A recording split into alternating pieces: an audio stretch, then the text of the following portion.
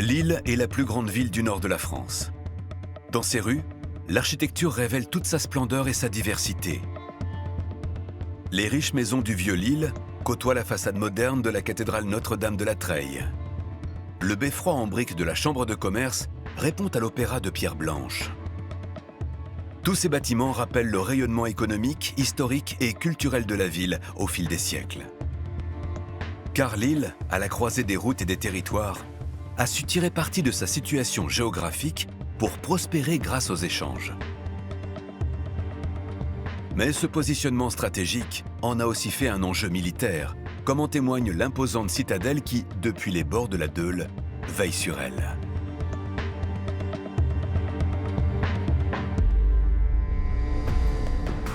Avec ses murailles de près de 10 mètres de haut, sa surface intérieure de 11 hectares, soit 15 terrains de football, elle est de loin l'édifice le plus monumental de la ville. Mais ce n'est pas seulement sa taille qui la rend incontournable aux yeux des Lillois.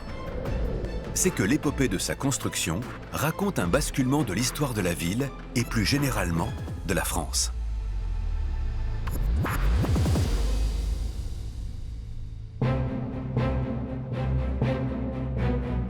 En août 1667, les troupes de Louis XIV prennent Lille, qui appartient alors aux Pays-Bas espagnols. La ville devient désormais un verrou stratégique de la frontière du Royaume de France qu'il faut impérativement protéger. Louis XIV confie alors à Vauban, seulement âgé de 34 ans, son premier grand chantier. Rien n'est trop grand pour le jeune prodige qui fait bâtir un ouvrage dont la puissance et la magnificence doivent être à la hauteur du roi Soleil. Mais grâce à quelle prouesse, Vauban a-t-il pu mener à bien ce chantier pharaonique en un temps record? Car l'édification de la citadelle est un chantier éclair. En à peine quelques mois, les plans sont validés par le roi. Vauban déploie alors les grands moyens pour créer celle qu'il appelle la reine des citadelles. On dit que c'est le plus grand chantier avec le château de Versailles. Un des chantiers majeurs en Europe à l'époque. Il faut dire qu'il doit agir vite pour faire sortir de terre des milliers de mètres de murailles, mais aussi une petite ville capable d'accueillir 2500 hommes. Pendant 3 ans, pratiquement toute l'énergie de ce qui s'appelait la Flandre wallonne à l'époque sera mise à profit de la citadelle. Vauban a mobilisé des moyens humains absolument considérables en organisant des réquisitions parmi les paysans, en mobilisant même des soldats qui se transformaient en terrassiers. On va petit à petit arriver à une jauge de presque 30 000 hommes qui vont travailler soit ici, soit dans les carrières, soit dans les fours à briques pour construire la citadelle. À l'hiver 1667, des centaines d'ouvriers, de paysans et de soldats commencent à creuser les fossés dans le froid. Le défi est immense, vu les moyens de l'époque. Tout se fait encore avec des moyens artisanaux, manuellement. La seule force motrice disponible, c'est la force humaine ou la force animale. Y compris pour lever des blocs en hauteur, on a des grues avec des roues d'écureuil, comme au Moyen-Âge. Quand on creuse le fossé, on utilise des outils manuels, pelles, pioches, chariots, des charrettes, des tombereaux en fait, qu'on remplit de terre et qu'on va déverser pour constituer le talus des remparts. En 6 mois, les ouvriers réussissent la prouesse d'assécher les sols marécageux et de réaliser les fondations de la citadelle. Mais le plus impressionnant reste à faire, monter les parois monumentales.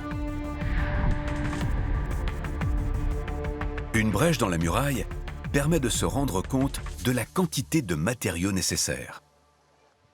Ce mur il est constitué de 2 parties, une épaisseur d'à peu près 80 cm de briques, matériau facile à mettre en œuvre, relativement élastique par rapport à l'impact des boulets de canon en fonte de fer.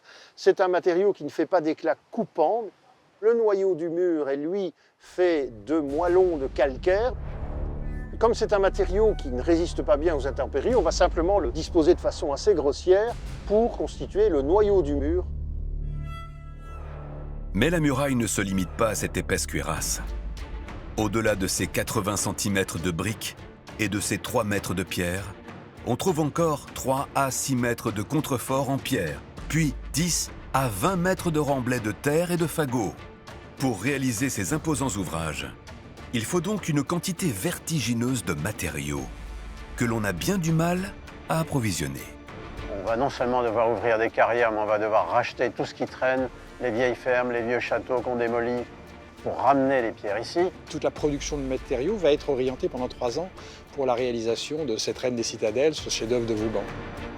Entre les parois de la citadelle elle-même et les nombreux ouvrages défensifs qui l'entourent, on utilise 20 millions de parpaings de pierre, 60 millions de briques et 32 km linéaires de blocs de grès, soit la longueur du boulevard périphérique de Paris.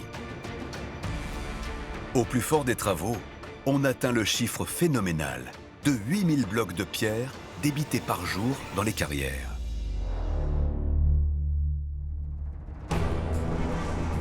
Mais comment les acheminer sur le chantier? Pour faire venir les pierres, même de quelques kilomètres, on fait ça en véhiculant des charrettes, des tombereaux tirés par des bœufs ou par des chevaux. Ça coûte très cher, c'est lent. Il y a très peu encore de routes pavées à ce moment-là. Les voies terrestres sont impraticables dès que les intempéries sévissent. Le risque est grand de prendre du retard et d'exploser les coûts de construction. Alors Vauban ordonne la création d'une voie navigable plus adaptée à l'approvisionnement. Un canal de 2 km de long et 16 mètres de large est creusé entre les carrières à l'est de la ville et le chantier. C'est un élément très important parce que ça va changer la logistique et l'économie du projet. Grâce à ce fantastique déploiement de moyens, Vauban réussit son pari. La monumentale citadelle sort de terre en un temps record.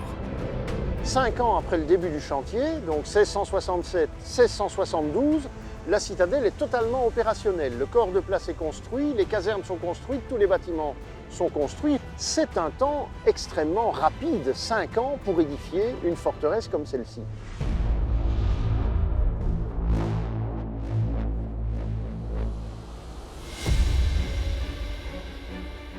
Maintenant en ordre de marche, cette citadelle est une machine de guerre impitoyable.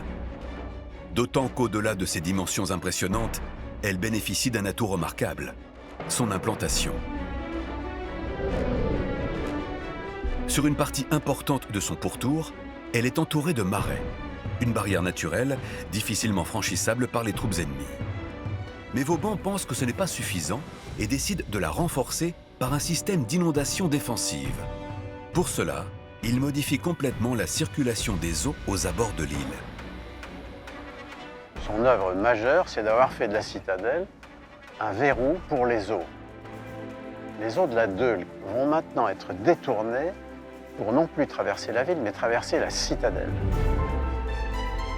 Avant la construction de la citadelle, la Deûle passe au centre de l'île. Lors de son édification, Vauban fait construire sous la citadelle un canal, le canal Vauban, pour détourner la rivière qui ressort désormais au nord de la ville. C'est grâce à ce système qu'on contrôle l'inondation. Dès qu'on ferme le canal, l'eau monte. Mais le système est en fait bien plus sophistiqué que cela. On peut contrôler l'expansion de cette inondation par zones successives, grâce à un ensemble de digues et de vannes.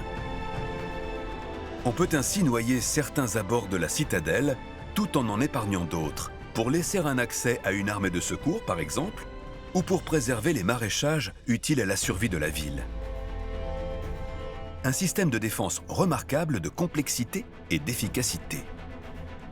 On peut inonder 1700 hectares sans problème, sous 40 cm d'eau, si bien qu'une éventuelle armée assaillante ne peut plus avancer, ne peut pas installer son camp, ne peut pas lancer l'assaut.